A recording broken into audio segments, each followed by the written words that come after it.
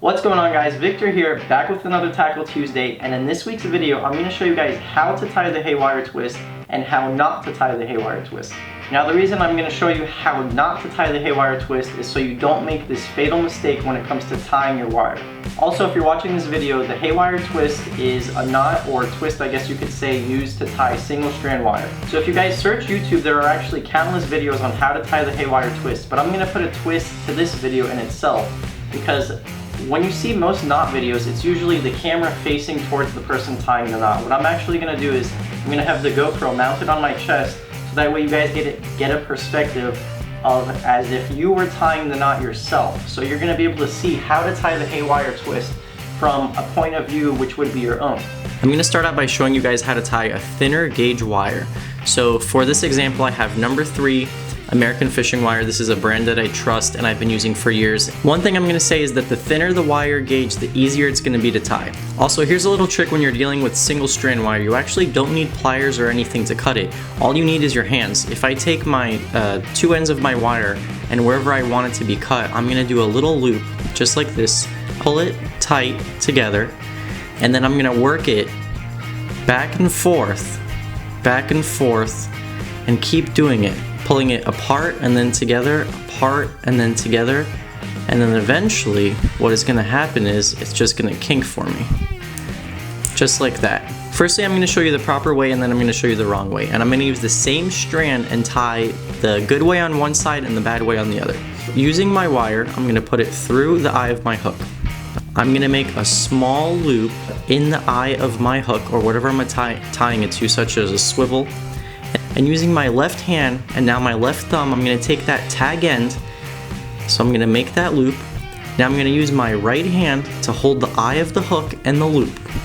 And using my left hand, I have my tag end here with my index finger and my thumb holding the main portion of the wire. I'm going to make a 100-degree angle right there at that tag end and that main portion of the wire. And I'm going to twist in the opposite direction of my right hand. So my left hand is going to go one way, my right hand is going to go the other way. So it's going to go like this, and then once again I'm going to twist the opposite way.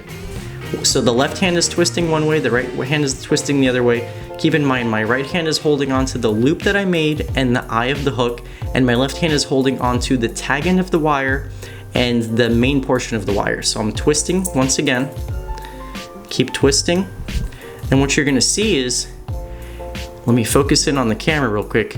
So what I created there are these interlocking twists of my tag end and the main portion of my wire, which you can see right here, okay? It's not barrels. The tag end is not wrapped around the wire, but instead it's kind of synchronized and it's an interlocking braid. That's what you got to kind of conceptualize, because a lot of people, what they'll do is they'll just wrap it around it, and I'm going to show you what that's going to look like next. Now, this is not done.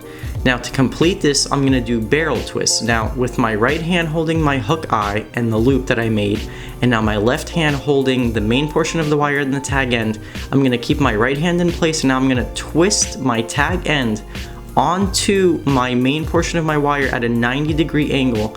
And what you're going to be left with are these barrel wraps, and you're going to see them in a second being made. So I'm going to do this about 4 to 5 times. So now you can see the difference between the barrel wraps and the Haywire Twist. The Haywire Twist is on the right hand side and the barrel wraps are on the left hand side. You can see the difference. What one is the barrel wraps are just the wire twisted onto the main wire, but the Haywire Twists are actually interlocked. A lot of people I see make this mistake and they'll actually just take pliers and cut this tag end.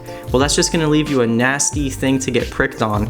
So what you're actually going to want to do is you using my left thumb, I'm going to bend the tag end back and forth along the length of my wire, just like this. Keep going. Keep going. And eventually it's going to kink. So now I'm left with a nice clean portion and I can run my hand along this and it's not going to cut me or stab me, and this is a strong connection I have right here. Now on the other end of the wire, I'm going to show you the wrong way to do it. Now I'm going to show you the wrong way to do it, and over the years this is what I've noticed is how most people are accustomed to tying wire if they had never been taught the right way and they think this is the right way. So they'll start out by making the loop, just like I had done earlier. But instead of interlocking my wire, what they tend to do is they'll make a 90-degree angle instead of that 180-degree angle, and instead of twisting, they'll keep their right hand locked with that loop, and they'll actually just twist the left portion, and they'll make these half-ass wraps where they're just wrapping it on the wire, and you're gonna see when it's finished what it looks like. They'll do this where the tag end is basically just wrapping onto the main portion, and that's not the right way, and they think this is a wrap, and then they'll finish it off by doing the barrel wraps like this. So from what I've seen is this is how most people tie wire, and they think this is the right way, but this is not the right way, and I'm about to show you why. Now remember, I used the same piece of wire to do my good haywire twist on the left hand side and my bad haywire twist on the right hand side. So now to test out which one's gonna hold, I'm gonna pull it tight and you're gonna see exactly what happens. Now I'm gonna put equal tension on both sides and watch to see what happens on the bad side. So as you can see, the bad end did not hold. What actually ended up happening was the main portion of the wire slipped through those barrel rolls, those half-ass rolls, because it didn't do anything. You need to twist your wire. You are not wrapping your wire onto itself, but in fact twisting it. Now here I have number 19 American fishing wire, so this is a lot thicker of a gauge wire on the complete other end of the spectrum. It is the very wire that I used to catch sharks off the beach with, and it can be a little intimidating. You know, when you first start out tying this heavy stuff, it's not easy. It beats up your hands, but it's not a matter of finger strength. It all comes down to technique and practice. Thicker wire is harder to tie is because it's a thicker gauge, and you know, wire it wants to assume one shape and it does not want to be bent. So when you guys twist this wire, it basically fighting against you. But I'm going to show you how you can use the leverage of the hook to actually, or the leverage of the swivel you're going to be tying your wire to in your favor. So you see here I have a pretty damn big loop, okay?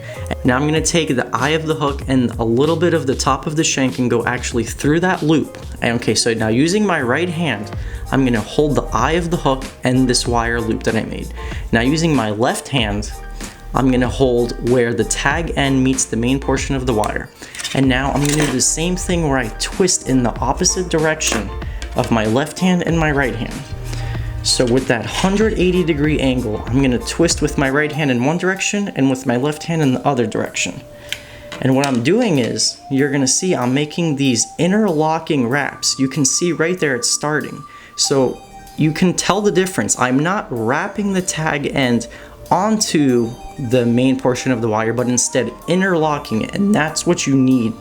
So I'm going to do this about 3 or 4 times.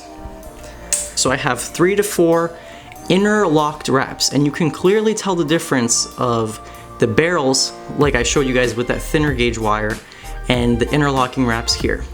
Now to finish this is not done because this could still potentially slip. What I want to do is to secure it all the way is I'm going to put these barrels on here. So now is where I actually take the tag end and I'm wrapping it onto the main portion of the wire. Okay, just like that. And I cut my tag end a little bit short, but remember how I told you, you do not want to use pliers to cut this tag end. All you need to do is use your fingers.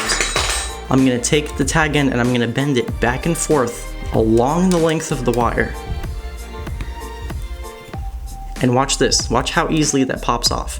Now look at this, and ideally you want more barrels than that, but I just had my tag end a little bit too short. I have my haywire and my barrels, and this is exactly what it should look like. Now if you want to know how many of these interlocking wraps you should do, I'd say no less than 3, but honestly you don't need any more than that. I don't see the purpose of it. This, especially with this heavier wire, it's not going anywhere.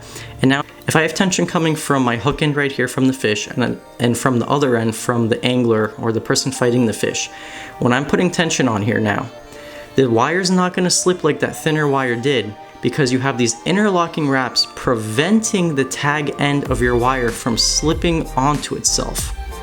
Do you guys see the difference now? These are loose wraps, they're not interlocked. Instead, all I did was wrap the tag end around my wire, compared to my nice, tight, clean wraps, such as the one in this. So there you have it. If you guys were unsure of how to tie wire in the past, now you have a first-hand perspective and you have that first-person view to actually see how it's done properly. And now you guys see how when you do tie it the wrong way, how your wire will actually fail and your connection will fail. I want to thank you guys for watching. Hopefully you learned something new. Maybe you didn't. Maybe you just got a new perspective on the whole wire tying thing. But I wanted to make a quick note. So as mentioned in the last video, I am a Bullbuster ambassador now. So what that means for you guys is you can get 10% off if you guys use my coupon code LANDSHARK. Links and everything will be in the description box below, and Bullbuster is a great brand. They make fluorocarbon, mono, and fluorocarbon, mono, and braid, and a bunch of other things, and it is a fraction of the price of the other big name brand such as Andy and Suffix, because you guys actually order it straight from them. There's no third party involved. You don't have to go through Bass Pro or Tackle Direct or another website. It is straight from them. So I'm really happy to be a part of their team. Links in the description box below. And look forward to next week's Tackle Tuesday. And I got a nice weight fishing video with Ryan coming at you guys later this week, probably Thursday or Saturday, so look forward to that. Until the next one, guys, later.